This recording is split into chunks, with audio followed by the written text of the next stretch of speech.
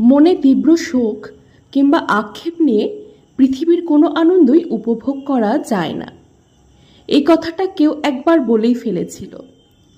সেই থেকে আমি আর আনন্দের দিকে তাকাই না। হয়তো তারা এসেছিল, হয়তো কেউ পাশে দাঁড়িয়ে মুচকি হেসেছিল, কিন্তু আমার চোখে শুধু একটা প্রশ্নই ঘুরে বেড়ায়, যদি সে থাকতো, যদি আমি একটুখানি আগলে রাখতে পারতাম সবটা, যদি সময়টা একটু ধীর হতো। আনন্দ ওটা এখন শুধু অন্যদের মুখে মানায়। আমার হাসিতে একটা কষ্ট লুকিয়ে থাকে, একটা না পাওয়া, না বলতে পারার দীর্ঘশ্বাস। আমি জানি এখন আর কিছুই ফিরে আসবে না, তবু মনের ভেতর একটা ঝড় বয়ে যায় প্রতিদিন।